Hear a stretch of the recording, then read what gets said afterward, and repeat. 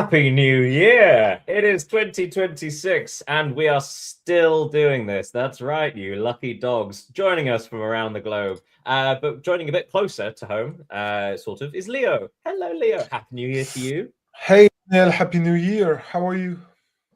I'm okay. 2026 has started as 2025 ended, with its foot right up the wrong place.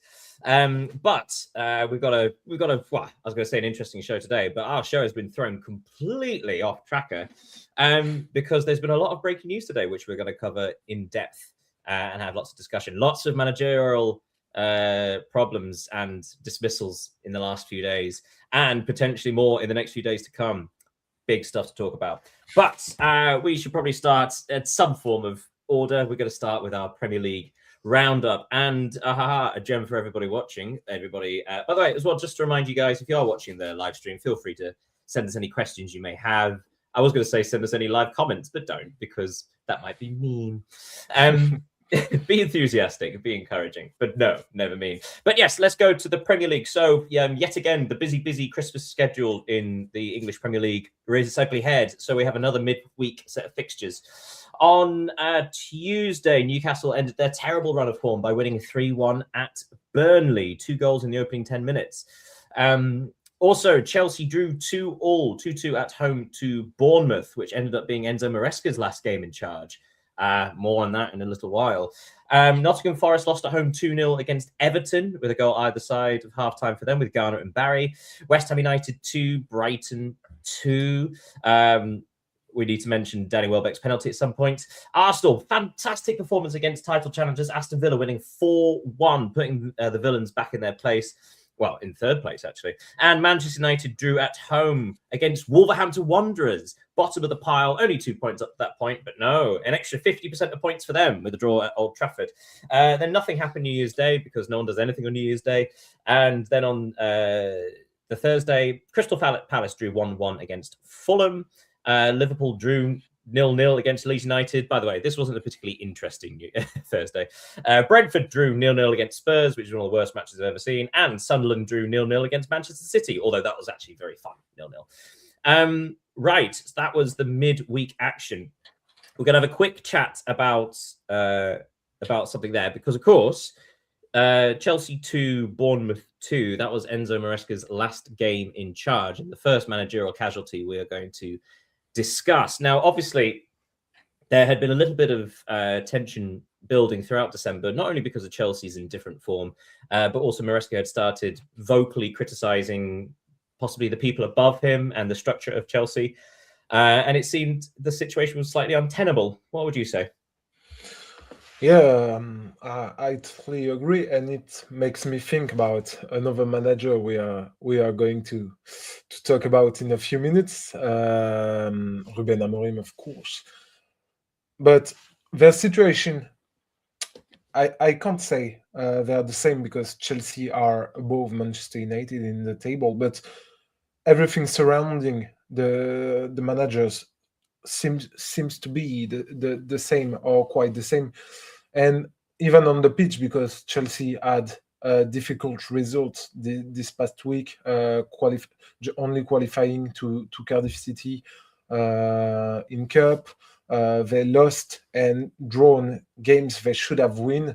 So difficult situation for Maresca, and everything about his possible Manchester City situation, I think it also put the pressure on him. And So for those of you who haven't heard any of the story, so it's said there have been reports that Maresca has been in contact with Manchester City potentially as Pep Guardiola's replacement, and of course they have to announce to the Chelsea board and director of football and so on that there has been contact, and in doing so, Maresca asked for a new contract extension, although he's only 18 months into a 5-year contract. So there did seem to be a bit of a strange timing of it all as well. Yeah. Do you think Maresca, before we talk about the matches itself, Chelsea are 5th in the table, and barring some catastrophe, that will be enough for a Champions League place. Chelsea are 5th. They are the Club World Champions. Yes, they won the conference and were expected to. But that was that 2 trophies and 5th place in the Premier League. This is hardly a disaster. This is hardly, like I said before, a catastrophe. And yet, he seemed to have absolutely no goodwill. Do you think that perhaps if he had the fans on side, this would have been more of a power play? Because it did seem that he seemed to do this from a position of weakness as opposed to of strength. Yeah, talking about Maresca, I got a question. What the deciders want from him? What do they expect from Chelsea right now? To win the Premier League, to be on top in the Champions League? I don't really know, because as you recall, Chelsea are 5th in the league. Of course, they have made some difficult results recently, but they are not like, remember last year, like Manchester United or Tottenham in the 17th and 16th place. They are in the race for the Champions League qualifications at the end of the season. They're still, and also we should point out they're not just that they are in the Champions League. Yeah, of course, and they have beaten Barcelona 3-0. And funnily enough, it was the end of the beginning of the end for Maresca, because after that Barcelona result, the next results went down. So that's strange. So Chelsea still in 4 competitions, 5th in the table, the champions of the world, but still not good enough apparently. So Maresca is gone, and with injured players also, we have to say. And also, and actually using a lot of considering how much money has been invested in their squad, actually having players like Chumapon and players like that actually being part of the squad. Excuse me, strange situation. But of course, this is going to be a bit of a mix, because obviously we talk about Ligue 1 itself, but there is only one person in the running for this job, and it seems to be Liam Rosigne, former Fulham player. Pardon me. Now, obviously, currently still the Strasbourg head coach. Strasbourg are also owned by, is it Bluco? Bluco. Yeah. Now, obviously, Liam Rosigne has had a lot of praise and been wildly admired as like this new tactician, a young coach who would certainly seems to inevitably reach a high-level job. And last year did incredibly with Strasbourg. But it should be said, this season, I think they're currently in 7th. 7th place, 24 points. I think they're 8 points behind the Champions League place. It doesn't really point to a high, like a high point, like a peak for Rosigne at Strasbourg. It does seem like it's sort of dipped slightly, and yet now's the time that Chelsea seem to be taking him. Do you think they are forced into this somewhat? Because some have felt that this may have been a longer-term plan, so maybe in the next season or 2, Liam Rosigne, having worked with Bluco before, being able to sort of fit seamlessly in at Chelsea. But it feels like this may be slightly too early. And apart from anything else, I'm sorry, this is a 2-part question. And secondly, it seems like the Strasbourg fans, as furious as they are with Bluco anyway, as treating their club as a feeder, now seem to be disrespecting it entirely by taking their manager halfway through a season. Yeah, firstly, I agree with you. I think it's too soon for Liam Rosigne to take on at Chelsea, because his record at Strasbourg is and will remain really interesting, because he qualified them to the European Cup with one of the youngest squad in Europe, so which is difficult. But this season he has lost a lot of. The problem is that he has lost mainly his big games. They have lost against Lyon, against Monaco, against Marseille. They have drawn against Paris. So they had troubles facing the big names. And the thing is that he's a young coach who is moving from a familial club, because Strasbourg in France its reputation. It's that it is a really family club to one of the biggest name in world football and in the Premier League. And I think it will be really difficult for him, to be honest, at this moment. I don't know in 2-3 years maybe, but at this moment I think it's too soon for him. However, we do, I'm assuming, because obviously there is no other manager in the running for this currently, assuming that he does get the job. He is currently in London. We know that. Yeah, he flew from France to England yesterday. So, like, I mean, but also, I mean, it may well be that there's a roll of the dice and it works, because obviously he was thrown in at the deep end with Derby and performed admirably, actually, in charge of them. And that was with a very, very young side. With Strasbourg, very, very young side, who say one of the youngest in Europe. And of course, Chelsea have the youngest squad in the Premier League and one of the youngest across the Champions League. So he has experience working with these young players and developing them. So perhaps that's the bigger picture stuff. But then again, the question is, if he doesn't qualify for the Champions League, is he going to be given a bit of flexibility? Yeah. But okay, so interesting point just to point out is that if he is if he's to become the next manager of Chelsea at the end of the season, he will rejoin with Emmanuel Emega and Mamadou Sarr, who are already signed to Chelsea. So it can maybe help him to think about already the next season in the Premier League with players he knows. So I want to see what he can do there. So let's look at the results from the weekend. So on Saturday, Aston Villa, I mean, bounced straight back from that disappointment against Arsenal, winning 3-1 at home to Nottingham Forest. A bizarre goalkeeping error for John McGinn's second goal there. Brighton beat Burnley 2-0. It happened. We played the game last week. When will Wolves win? Well, it was yesterday, winning 3-0 against West Ham. And absolutely blew the Hammers away in the first half. Bournemouth 2, Arsenal 3. A bit of a scare for Arsenal, but they held on and controlled to the end. Then yesterday on Sunday, Leeds United 1, Manchester United 1. Leeds United's unbeaten run extends to 7 matches now, which is their best since 2001, I believe, in the Premier League. Newcastle United 2, Crystal Palace 0. Newcastle finally have 2 wins on the bounce. Spurs, Tottenham Hotspur 1, Sunderland 1. More misery there. Fulham 2, Liverpool 2. One of the goals of the season, anywhere, anytime. Fulham's equaliser in the 7th minute of stoppage time for Harrison Reed. And Manchester City 1, Chelsea 1. Now, here's the thing: we've got to keep this show within an hour, more or less. But there's a lot to unpack. So first of all, let's talk about the big news that happened today. The announcement today after Manchester United drew at Leeds United yesterday. Ruben Amorim has been dismissed as Manchester United's head coach. And it's also been announced that they are not looking for a permanent replacement. They are going to look for a caretaker until the end of the season. There are 2 big questions. One, why now? Because there have been plenty of low points during this strange period.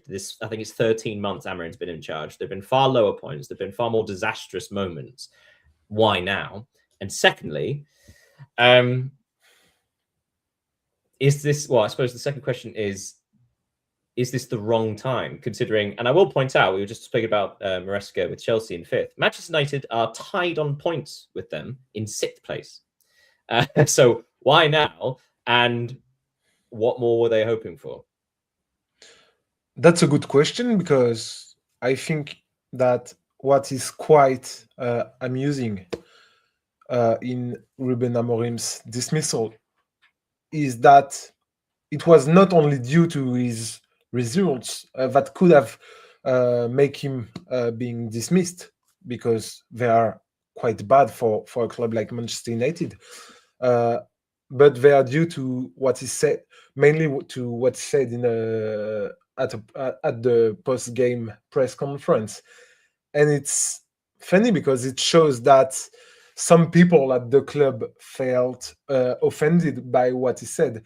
And I think there is a part of truth in it, because if it was not to be the truth, maybe he would have been left on his role. I don't know what you think about it, but if Well, they reacted so fast, it's because they felt, okay, maybe he's right, and I don't want.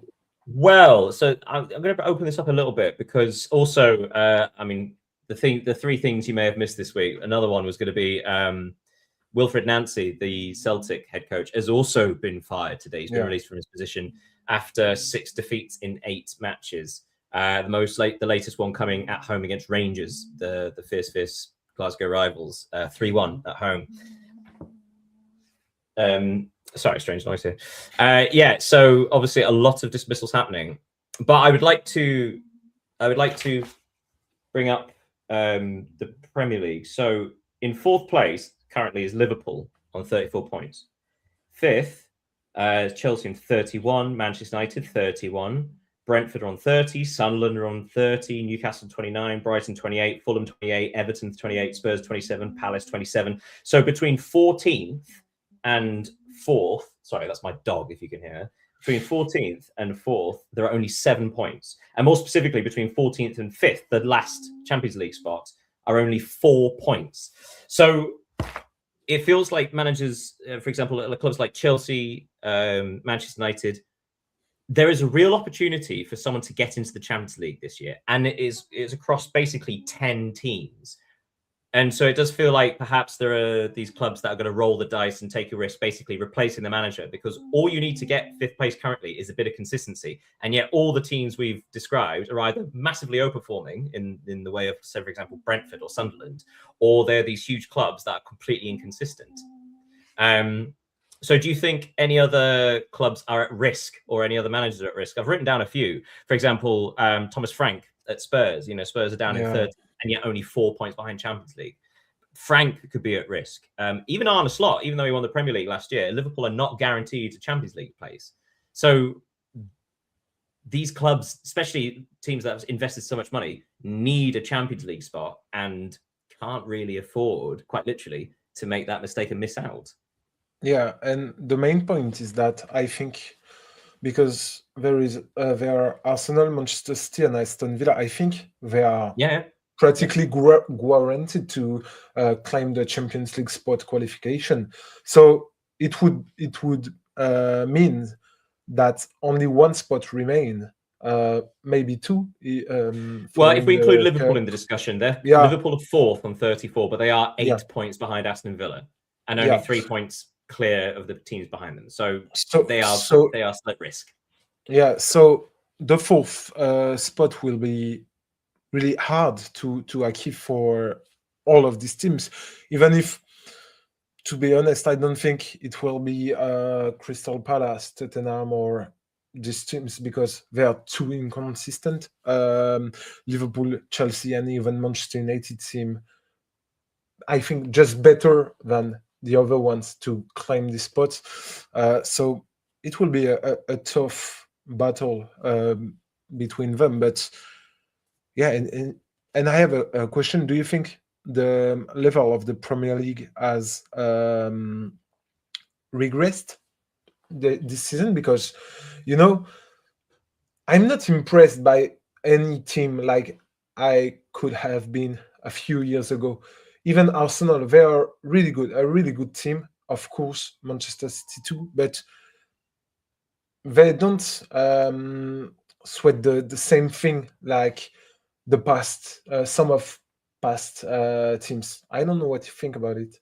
I know what you're getting at, and to some extent I agree, but I'm not sure it would mean like the quality of the Premier League. It's the quality of what's referred to as like the middle class teams. So like the teams that usually finish, mid-table have gotten better. They are better equipped at defeating the teams above them. So you see this where, for example, with Klopp and Guardiola's title chases with Liverpool and Manchester City, they were posting ridiculous numbers. We had a 100-point season. We had a team finishing 2nd with 98, which is ridiculous. But that also points to the fact that they could genuinely beat literally every other team home and away, more or less. Whereas the last couple of seasons, you've seen that total has very much come down because more and more teams are taking points off the big lads. And then what you also have had in the last couple of years, which have been very fun, are the so-called Big Six. dropping out of the Champions League, because not only are they more vulnerable to middle classes, but now you've got more ambitious middle class teams, like Aston Villa, like Newcastle United, that are suddenly sort of standing up and swinging, so to speak, and have had big success with it. It's very interesting. And also, for the first time in 3 seasons, the promoted teams are doing well, minus Burnley. Yeah. Or like Burnley are doing what they expected. They're still not out of it, but they're at risk. Whereas Leeds United are proving incredibly hard to beat in the last month or so, and Sunderland are having a wonderful season. So if anything, the quality of the Premier League has risen. It's just risen from the bottom as opposed to the top. But in doing so, you do pull down the top a little bit. Yeah, of course. Sorry. I mean, we've been speaking 20 minutes about sort of the Premier League, but also about these managerial changes. So a couple of questions looking at the bottom of the Premier League. So Burnley in 19th are on 12 points. West Ham, this is going to be our one of questions, who I personally think might be the worst team in the league, despite Burnley and Wolves at the current state. West Ham United in 18th on 14 points, 4 points behind Nottingham Forest on 18, and they're now 4 points behind Leeds United, who are slowly pulling away.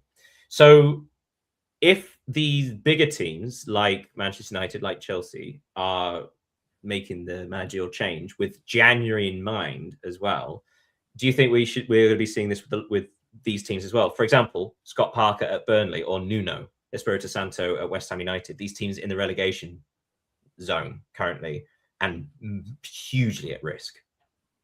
Yeah, concerning West Ham, I think the problem is bigger than only change the manager, because it's been quite a few months that we don't really know where West Ham want to go with the decisions of the direction, and this is difficult to say where this club is going. Last week we predicted that this game against Wolves were finally the one for Wolves to win, and we aren't disappointed by this. West Ham, they are now the worst defense in the league. They conceded their second defeat of the season to Wolves, because Wolves have only won 3 games this season, including 2 against West Ham. So I think it makes them the worst team in the Premier League. If you are beaten twice by the worst team regarding the points total in the league. So for context, West Ham have not won a match since the 8th of November. Yeah. And that was against Burnley. That was a 3-2 against Burnley. So worrying times for the Hammers. But I should also point out, because I was saying before about why Man United and Chelsea might be risking it now, because that huge collection of teams in the middle, all of whom could feasibly get the Champions League. Talk about a January budget. Manchester United is reported do not have one. So they're very much like the only thing they can change is the manager, although they've had to pay out the entirety of his contract because there's no release clause. So the fact is, like, if there's no money to sort of bring in any new faces in January, they are kind of asking for a minor miracle for whoever to come in to sort of just to shake things up, but essentially use the same players that are underperforming. Yeah, Manchester United situation is so difficult. We can also see that with Nice, because of course Ineos are the owner of Nice, and the situation is sensibly between both clubs, and even harder for Nice. So I think Ineos are a plague to Manchester United, and the problems they face, they are really tough for them to face. Right, we should stop that talk there, because we've been basically speaking 20 minutes about managers in the Premier League. But before we go, we need to mention a couple of things that are sort of more positive news. Great week for Arsenal. Manchester City drawing twice, away at Sunderland and at home against Chelsea. And Arsenal defeated Aston Villa and Bournemouth away, who they lost to twice last season. So Arsenal are now 6 points clear of Manchester City. Arsenal sort of showing that slight dip of form about 4 or 5 weeks ago really was just a dip, and that's now 5 wins in a trot on the trot. for Arsenal. Man City starting to buckle slightly, showing a bit of the pressure. The way they conceded against Chelsea showed that they actually really couldn't control the situation. Yeah, I think they only have themselves to blame, especially yesterday. They looked better, especially in the first half against Chelsea, but they failed to score the second goals. They conceded in the last seconds. So difficult for Manchester City, and now Arsenal are 6 points clear, and it's a big gap. In the last seasons, Arsenal lose games in the Christmas period, Christmas time. Now they win it, so maybe this is the year for them to finally being crowned champion. 15 points in the last 6 matches for Arsenal and Aston Villa, actually, despite the fact they lost to Arsenal. They acquired just as many points. Also mentioned for Brentford in 7th and Fulham in 11th. They both 5 matches unbeaten, and they've both won 11 points from their last 6 matches. There have been some brilliant performances, but last word on Fulham's draw against Liverpool, particularly the equalising goal. I'll leave that one for you. The Reed's goal, I think it will be one of the best of the season. And the fact that it came in stoppage time, just after the second goal from Liverpool to equalize, it makes it even more impressive. So exceptional from Reed. Right, let's park that there then, because we have to discuss other leagues, and we've basically used all our time. Right, so let's go over to Serie A. And I'll be honest, Friday and Saturday gave us a very bunch of Italian scorelines. It's only until Sunday that one team scored more than a single goal. On Friday, AC Milan doing just enough as ever, winning 1-0 at Cagliari. Then on Saturday, Como defeated Udinese 1-0. Then Genoa and Pisa drew 1-1. Pisa finally getting another point for the first time in a while. Sassuolo drew 1-1 against Parma. Juventus dropping points against Lecce. Big point for Lecce there. But also a huge disappointment for the old lady there. Atalanta's return to form continues, defeating Roma 1-0. Roma's form hitting a brick wall. Then on Sunday, a few more goals. Lazio were defeated 2-0 in Rome by Napoli. Napoli getting a couple of goals. Mad ending to the game where 3 players were sent off in the last 10 minutes. Fiorentina, they won! They won again. They showed that it can happen. Florence on fire, beating Cremonese 1-0. Moise Kean with a goal in stoppage time, although it was a dominant performance. Verona 0, Torino 3. Torino always just keeping just above the relegation battle. And Inter defeated Bologna 3-1 with goals from Zielinski, Lautaro Martinez and Thuram before Castro got a consolation goal. So we saw the top 3 winning again. We saw the top 3 pulling away from Juventus. That's now 4 points between Napoli in 3rd and Juventus in 4th. And Inter, Milan and Napoli all have a game in hand over Juventus. It has been consistently shown that these 3 are the teams in this type. At no point have these 3 teams wavered, really, or rather not dropped too far away. These 3 have always remained within touching distance of the top, haven't they? Yeah, and continue to show why. Yeah, few weeks ago, we talked about the fact that there were 5 teams competing for the title with Roma and Juventus. But now it seems to have a real gap between AC Milan, Napoli, and Inter, especially with 1 game in hand to Juventus and Roma. So I think it's now, and it will remain, a 3-way race to the championship title. And it's becoming clearer because Juventus and Roma, they are inconsistent. I think they lack some essential points in the squad, especially in attack, because when you watch their games and squads, you can see that they have the same offensive issues, not for the same reasons, because Roma lack of a striker, a real striker, and Juventus got two with Lois Openda and Jonathan David, but they can't score, which is a big problem for them. So I think Napoli, Milan, and Inter are way better than these two teams. We should point out that it's not as if Juventus are in a bad run of form. They've got 13 points from a possible 18. You know, it's not terrible. It's just that the three above them from their last 6 matches, Inter have had 15, AC Milan have had 16, and Napoli have had 15. So it's just like, despite the fact that Juventus have a decent form, the other three are just better.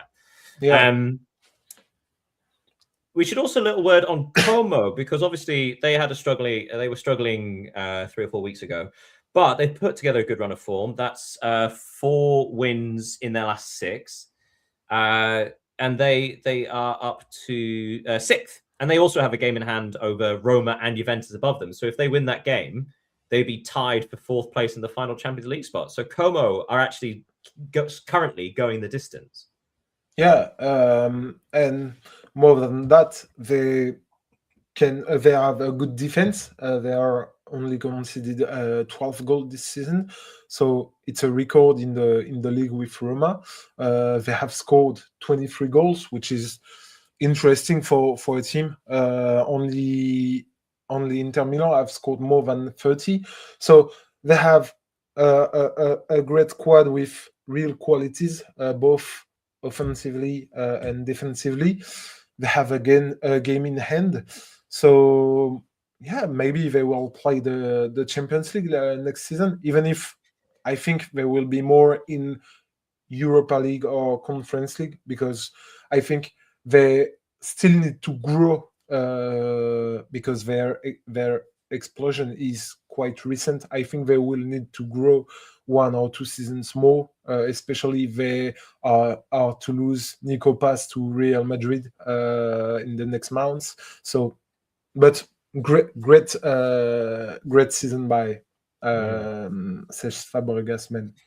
Absolutely. And a dip in form for Bologna and particularly Roma. Roma have only got 6 points from their last 18 available. What's happened there? Because that's only 2 wins in 6 matches and a lot of losses. So their defense seems to have been figured out slightly. And goals have always been a problem for them this season. But when they're keeping clean sheets, it wasn't an issue. And now it is. Yeah, because as you said, they don't register clean sheet anymore. This was their big strength at from the early season. We've pointed out many times, but now they almost concede in every game. If you look at their last 6 games in Serie A, they have only registered 1 clean sheet against Como and conceded against Atalanta, Genoa, Juventus, Cagliari, and Napoli. Even if we have to say that it was tough oppositions, because they played, Napoli, Juventus, even Como and Atalanta. So maybe we have to put some perspective on it, but their defensive quality seems a little bit broken these times. A word looking at the bottom of the table. So I was looking at sort of like the worst form in the league, arguably is Pisa.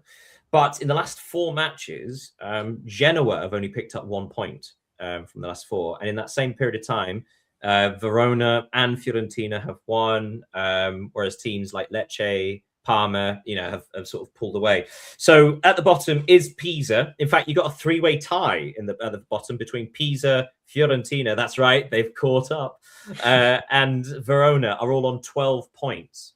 But they are all 3 points behind Genoa in 17th. It does feel like Lecce have had a bit of a not purple patch, but they have actually won a couple of games in the last sort of 7-8 matches. They have got a bit of a gap. There's 5 points between them and Verona in 18th. So it does feel like having a look at the teams that are being pulled down and sort of like the ones that are not picking up those wins. Genoa are at risk, only 1 point, like I say, from the last 4 matches. And you've got a team like Fiorentina who are finally waking up, 3 points ahead of Fiorentina, they have a chance. They've given themselves a chance, haven't they? Yeah, they have, especially since, as you reminded, 3 teams are with 12 points. So if there is just, for example, Pizza, Fiorentina, or Verona winning a game and Genoa losing it, yeah, the things are will be completely rebalanced, and even the gap with Lecce, especially I'm talking for Fiorentina. I don't think it's a big gap, because Fiorentina have shown that they are capable of playing, they are capable of winning. We have said it many times these past weeks, but they have a good squad. I think they have a better squad than the last 5-6 teams in Serie A. So I don't think they will be relegated. They just need to finally find back their confidence and put their strength all together, and I think they will escape the relegation. We should point out that there's actually, besides Genoa, there's another team that have only picked up 1 point from the last 4 matches, and that's Cremonese. I think at some point, probably about a month or so ago, we did talk about Cremonese sort of just being safe. It does feel that, because they are 9 points ahead of Verona, and that's quite a distance. It's one of those situations where Cremonese don't actually need to win that many matches between now and the end of the season. They're on 21 points. I think it's 32 gets you safe in Serie A usually. So, 6 draws and 1 victory between now and the end of the season, and chances are they're safe, which is lucky, because it does feel like actually they've been found out. Yeah, they had a good start to the season, because they have only won 1 point on the last 4 games, but they have already won 5 games this season, registered 6 drawn, which is... Aren't they the only team that have beaten AC Milan this year? Was it them that beat AC Milan on the opening day of the season? On the opening I think, at San Siro. At San Siro, so big performance from them. I think they will save themselves also. We have to recall that they are a promoted team, so they are doing great. Well, yeah, especially when you compare to, say, like Pisa, who never seem to have quite got into it. Right, we should say arrivederci there to Serie A and go over to La Liga, where more fun has been happening and actually some really fun results. So we've had some fun derbies this weekend across the leagues. We had the Paris derby in Ligue 1, but today, this weekend, was the Barcelona derby, the Catalan derby. So on Friday, Rayo Vallecano drew 1-1 against Getafe, and then on Saturday, Celta Vigo, remember them, all the 0-0s? They won 4-1 against Valencia, who really are in trouble now. Osasuna drew 1-1 with Athletic Club. Elche defeated at home 3-1 by a very impressive Villarreal. That could have been a bit of a banana skin, but they did brilliantly there. And then an intense match, Espanyol 0, Barcelona 2. Barcelona getting 2 late goals, Dani Olmo with 5 minutes remaining, and Lewandowski in the last of the 90. Although former Espanyol goalkeeper and now Barcelona stopper Joan Garcia was needed quite heavily during the match. And then on Sunday, possibly the most shocking result of the lot, won't mean much to everybody. Sevilla 0, Levante 3. Levante were bottom of the table and yet defeated Sevilla 3-0. Real Madrid 5, Real Betis 1 with a hat-trick for, you've guessed it, no you haven't, Gonzalo Garcia, the forgotten man, performed so admirably at the Club World Cups, kind of not used since then, and he scored not only his first La Liga goal, but a hat-trick as well. Also goals from Fran Garcia and Raul Asensio. Alaves drew 1-1 with Real Oviedo. That's right, they scored a goal. Mallorca 1, Girona 2. Valuable win for Girona as they try and move themselves away from the relegation zone. And the fast one was that Real Sociedad 1, Atletico Madrid 1. So, I mean, first place to start, the Barcelona derby. It was quite fun, wasn't it? It was lacking in real quality, but it was feisty. It was intense. It's the sort of match you wanted. But eventually, Barcelona's quality shown at both ends of the pitch. Yeah, and we have to point out, we have to give credits to the Espanyol fans for the real impressive atmosphere they put in the game. So bravo. And it was Barca's.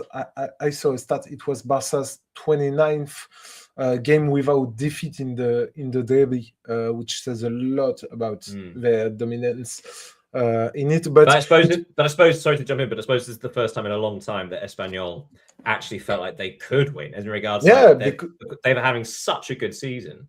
Yeah, because it wasn't an easy game for Barcelona, and the fact that Joan Garcia was named MVP of the game is quite. It says something about the game in itself. He made some impressive saves. Even if he's a young keeper, he wasn't put on the pressure of this kind of event, which is obviously never easy. We should also point out, for those who aren't aware, that Joan Garcia was an Espanyol goalkeeper last season. Yeah. I grew up an Espanyol player and fan. So that it's not a done thing crossing this divide. There are more instances of players switching Barcelona and Real Madrid as opposed to swapping Espanyol for Barcelona. So he also was on the receiving end of a lot of, I wouldn't say abuse, but sort of like heated atmosphere was aimed towards him, and pulling out a man of the match performance. It speaks highly of his temperament, doesn't it? And his mindset. Yeah. And I think this was where the difference was between the two teams, the individual quality of certain players. We've mentioned Garcia, but we can also mention Fermin Lopez, who started the game as a substitute, and when he entered, he delivered 2 beautiful assists to set up the game for Barcelona. So I think it was not it was a collective victory, of course. Every victory is, but it was more one of individuals than really collective for Barcelona. Quick word on Real Madrid. 5-1 against Real Betis. Potentially a difficult game against Betis, but Madrid is one of the few times this season where actually they've been completely imperious. They steamrolled them, and it was a really impressive performance from Gonzalo Garcia, who a rare outing for him, and he's repaid Xabi Alonso's faith. Yeah, because we have to recall that Kylian Mbappe is injured, so and Endrick is now gone to Lyon. So Gonzalo Garcia added his chains, and he seized it perfectly, scoring a hat trick, and a perfect hat trick because he scored with the right foot, left foot, and the head. So he made this mark. You've mentioned it during the Club World Cup. We've talked about him during the shows, and it's cool. It's good for him to finally have the opportunity to show it in a big game in La Liga. Also a word on Villarreal. So they're still third. They are tied with Atletico, although ahead of them on goal difference. But Villarreal, they are 7 points behind Real Madrid in second, but they do still have 2 games in hand. We were talking in the last couple of weeks about Villarreal starting to look slightly tired, and this is something we've discussed before about why potentially they struggle in the Champions League, the inability to rotate that much. But they really were impressive against a usually impressive Elche side, showing why they are in the top 4. Especially since winning away at Elche is something really difficult because they were on a 8 no defeat streak. Villarreal, we saw that in the Champions League they got bad result, and I think the fact that they are already eliminated from Champions League and also Copa del Rey, because they have been eliminated during this winter break, it's good for them in a sense, because they will be focused on the league, You've mentioned the 2 games they have to play, including one against Real Madrid.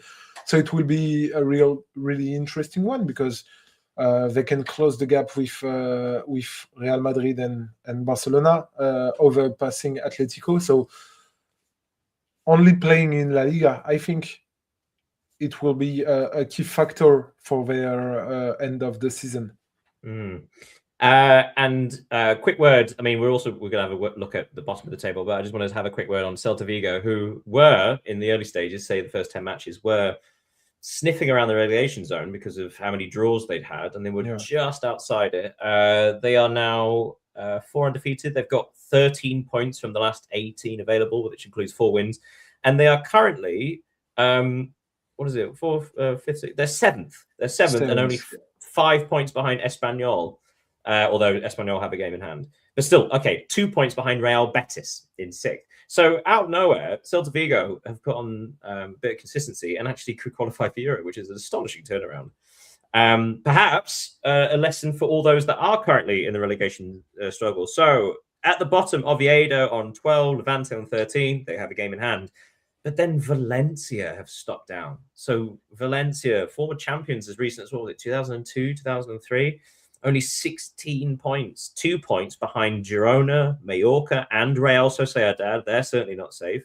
All of whom are 1 point behind Rayo Vallecano and Alaves and Osasuna, and they are 1 point behind Sevilla. So 4 points separating 8 teams, and there are some big ones in there. Yeah, which is why, even if Valencia's situation is really complicated, they are not already in troubles, because if they just have to win a game to maybe go to the 12th place, which is incredible considering they are 18th. But this club, they have been terrible since now.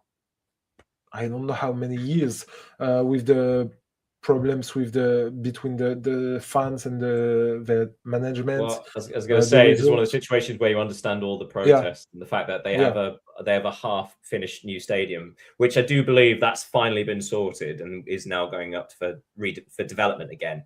But there is so much wrong going on at Valencia. Real risk for them, as well as Real Sociedad and Sevilla, who, of course, this week it was announced that Sergio Ramos is leading a takeover potentially of Sevilla of about 400 million euros. And of course, then they followed that up with a 3-0 home loss against 19th place Levante. Bottom place Levante at the time. Right, so we should leave La Liga there. And with the final stop along to France, we're going to go to Ligue 1. And my goodness, France was red in this case. We had lots and lots of early red cards dictating results. So on Friday night, Lens maintained their lead at the top of Ligue 1 with a 3-0 victory at Toulouse. Toulouse had a man sent off after 23 minutes. And it was 0-0 at half-time, but Lens find the goals in the second half. And then, my goodness me, Monaco 1, Lyon 3. You can probably talk about this one because it involved a minor assault, a karate kick in someone's chest.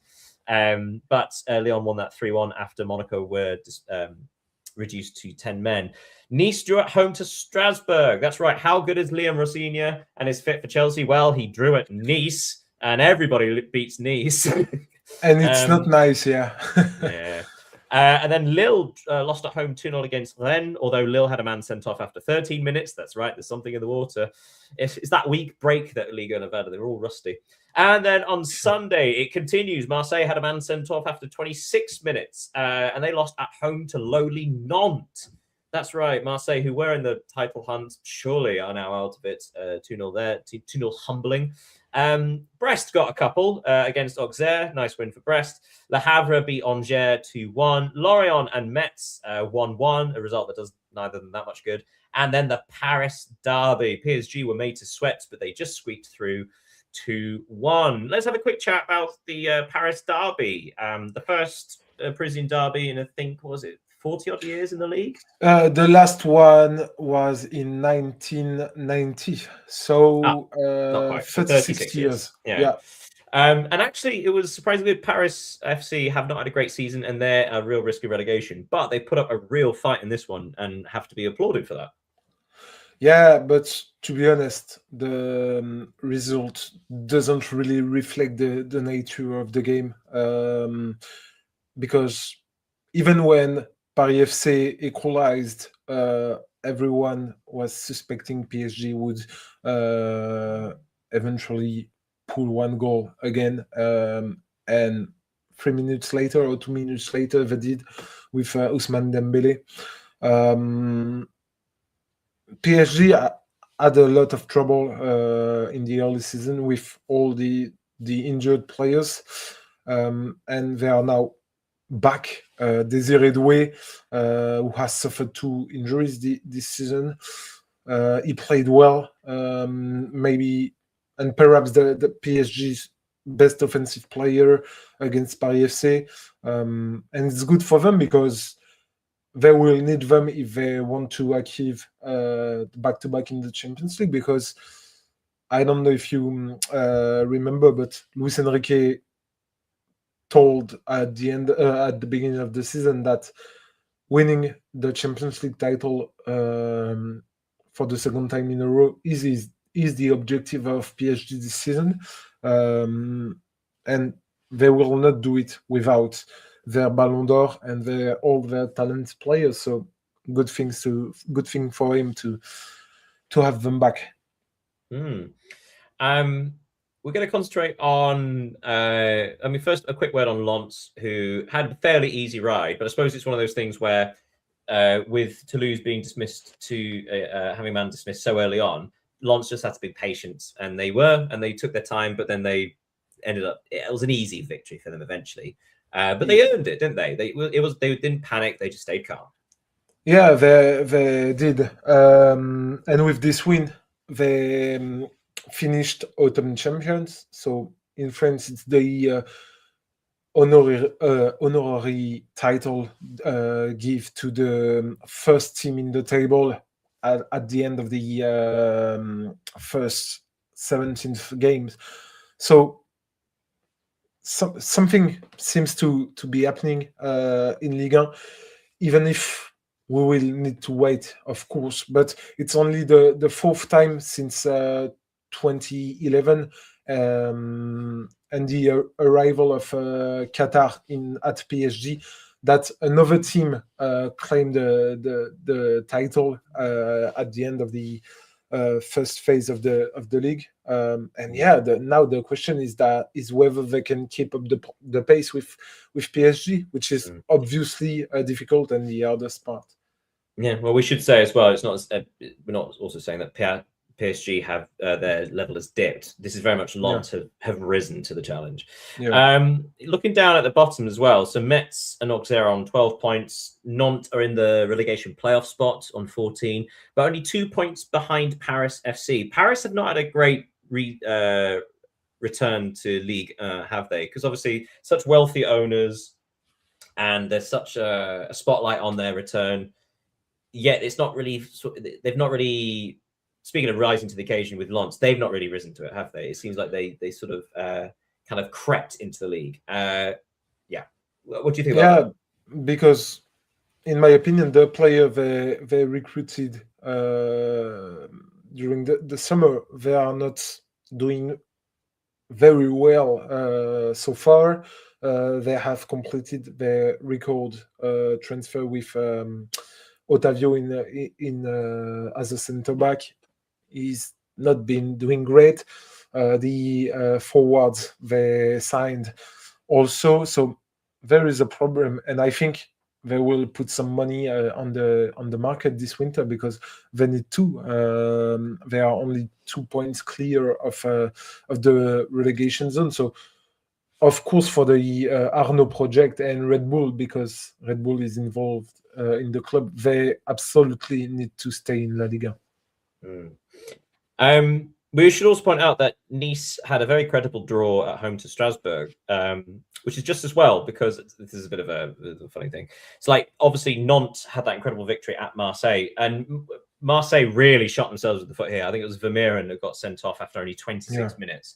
And in fact, Marseille were down to 9 men in the 56th minute. Nadir got a second yellow card.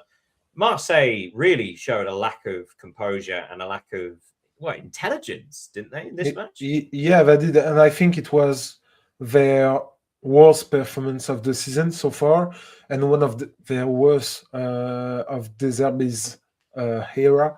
They received 2 red cards, conceded a goal from Remy Cabella, who played at Marseille a few years ago, and most importantly, they are now 8 points behind Lens, and only 2 ahead of Lyon and Rennes.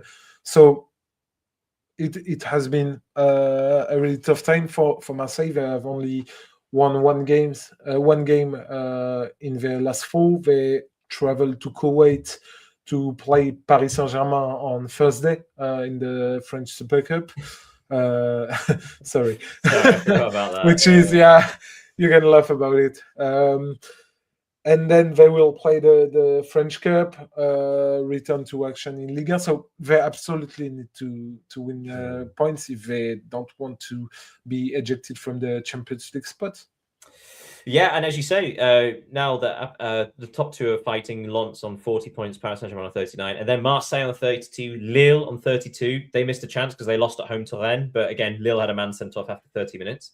But then, Marseille 32, Lille 32, Lyon 30, and Rennes 30. So it is a real battle for the last Champions League places. Sorry, the reason I was saying that before was about Nice. So Nice had a 1-1 draw against Strasbourg. With Nantes winning, that is now a gap of only 4 points between Nice and the relegation playoff spot, which is, I went back and looked. I think at one point, the gap between them and that spot was 14 points. Or 13 points, something like that. There's no reason why Nice ever, but that's how bad Nice have been. I think it was 7 losses in a row before this. So 1 point out of a possible 20-something. That's worse than Burnley's. Burnley have only got 2 points from 33. So Nice are not safe. They, Hey, look at that. Ineos might have to do a managerial change there as well. Right, so let's move on there. I'm so sorry. I don't think we've got time for an AFCON review, unless do you want to have a quick roundup of the group stage and then let us know what's happening in the knockouts? Yeah, because we are actually in the round of 16 with Egypt winning 1-0 against Benin. Right now, I want to just talk about the situation of Tunisia, who have been terrible against Mali. They were up to 11 men against 10 for basically an hour, and they didn't manage to qualify. So terrible performance. I don't know what you think about it, but I don't think there is a team that strikes me like, okay, they are the real contender to win the title. I really liked Cameroon, for example. I think they are doing extremely good. But before the competition started, I was seeing Morocco or Senegal winning it, but they have failed to convince me. I don't know what you think.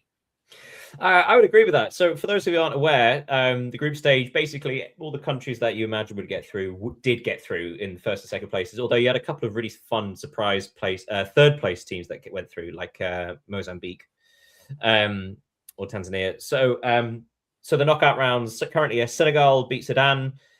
Mali somehow beat Tunisia. That was a strange one. Morocco sneaked past Tunisia 1-0.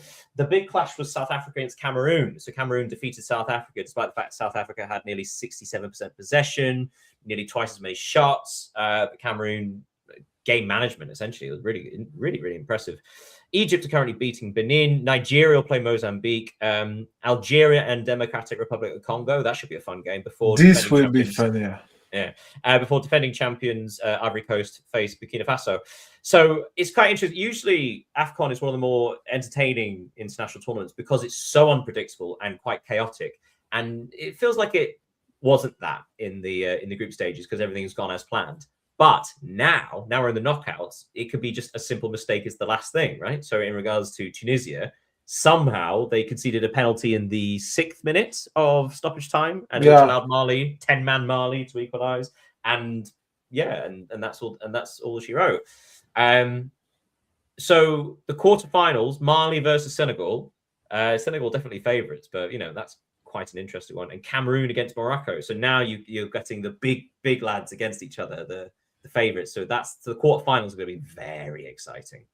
Yeah, concerning the Senegal versus Mali game, I think I could bet that Senegal would have preferred to play against Tunisia, because Mali, they are a tough team. I think they will play to go on penalties. Even Tom Saint-Fief, who is their manager, said at a press conference that he could win the title without winning a game, because they haven't won a single game so far. Oh, but, of course, have they not scored? No, it's like no, there was a team. Yeah, Sudan. Sudan. That was it. So Sudan but they scored against Senegal. Yeah. That was incredible. A team qualifying for the next round without having scored a goal. But this is the problem. I think it's a problem for the tournaments, not only the AFCON, but also the World Cup and everything, to have like 3 qualified teams in group of 4. The problem is that the group stage isn't really intriguing, because that practically everyone will you get one win and you're through. You just unfortunately the World Cup's adopting it, because originally the World Cup in the United States, Mexico, and Canada was going to be 3-team groups.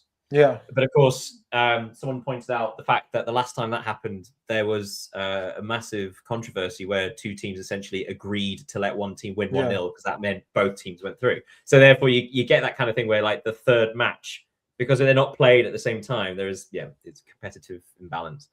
But what we all do is next time we chat, that'll have been the quarterfinals will have finished, so we can have a chat about the semi-finals and the most interesting things so far. Before we go, anything that we've missed that you want to raise our attention to? Oh, I had Wilfried Nancy being dismissed from Celtic. Yeah, me too. But we've talked about it. So I got another. Have you ever been told about Kazuyoshi Miura? This 58 years old Japanese the Japanese player. Yes, his career continues. His 42nd year as a footballer, something like that. Yeah, he began his career in 1986, so 14 years ago. And that's a good one. A fun fact: he inspired the character of Olivia Hatton in Olive and Tom. I don't know if it's the English name for the show, but it's impressive. And I would like to be in his physical form at almost 60. Yeah, I'm going to say, I think he only played 9 times last year, so perhaps he is slowing down slightly. But he needs to train and to travel and everything. So, go, granddad, you. I suppose the one thing I would say, because I forgot to bring up earlier, something you may have missed, is the next round of Premier League matches. We have another midweek in Premier League, and then next weekend it's the FA Cup, the third round of the FA Cup. A couple of things I'd say may have missed. Newcastle United are down in 9th place. Very inconsistent season, but 2 wins on the bounce, and now they're only 2 points behind the Champions League spots. This month they have 9 matches, 7 of which are at St James's Park. And in that time, there's a Carabao semi-final, 2 legs against Manchester City. They have a third round of the FA Cup at home. But 7 home matches out of 9 in January could dictate what kind of season they have. But the big one I was going to say is in the midweek matches, 17th place Nottingham Forest visit 18th place West Ham United. So it may well be that is Nuno's last match in charge. Well, that's the thing. So here's the thing: if Nottingham Forest win that, they are 7 points clear of relegation, and West Ham are 7 points behind. That could be insurmountable at that stage. And West Ham United, to be clear, I think have the 7th biggest wage budget in the Premier League. This is not a small club. This is not one of the middle classes. They are a big spending, big compared to some. Yeah. This is a sizable, usually secure Premier League side, and yet this is literally a must-win for West Ham and Nuno. Yeah. Otherwise, he might be gone as well. That was it. That was even for Shendaich, because if he lost to West Ham, if they lost to West Ham, that'd be 5 losses on the bounce for Shendaich. So that'd be quite. And I believe 7 out of 8. So not great. Right. Do you want a little question before I have to? Because obviously I have to run off. Yeah, let me know. Do you have any questions? Do you have any trivias you want to give my way? No, that's your sport. All right. All right. It's a nice easy one. So Brentford won 4-2 at Everton, which was an incredible performance. But also Igor Thiago scored a hat-trick for Brentford and is now second place in the Premier League table for top goal scorer with 14 goals behind Erling Haaland. I have 2 questions based around this. Question number 1, if Haaland is first with 19 and Igor Thiago is second with 14, who's third? Hugo Ekitike? No. No? I'll give you a clue. It's for a team in the bottom half. Okay. I don't have any idea. Fair enough. I'll give you one last clue. They have a very well published release clause.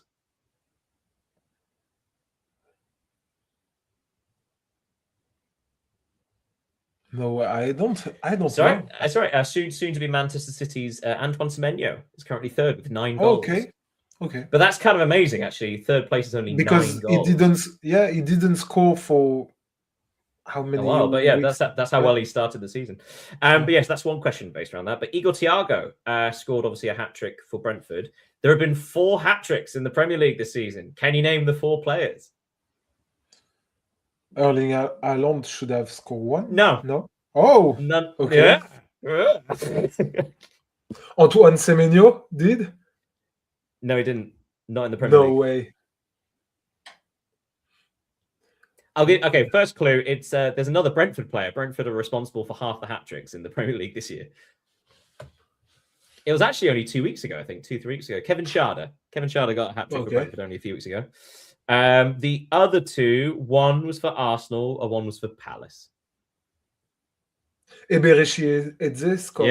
Eze scored a hat-trick against Tottenham Hotspur. Yeah. The team he almost joined. Yeah, I remember this one. And the other one from Tottenham, you said? No. The other one was Crystal Palace. Crystal Palace. And in fact, the same player missed an absolute sitter in the 8th minute stoppage time to win it. Would it be Jean-Philippe Mateta? It would. Yeah. Bravo, young man. Yes. So Mateta, Eze, Schade, and Thiago. It's quite funny that Brentford, again, 2 hat-tricks for Brentford. 7th place Brentford. How exciting. Right, we need to bring that to a close because I need to go somewhere else, essentially. But also, we spoke a long time about managers.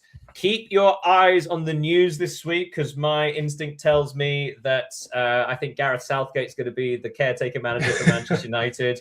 And West Ham United will probably just hire a caretaker at this point to take charge because no one else can do any worse. Thank you so much for joining me today, Leo. Thank you for sharing the new year with me.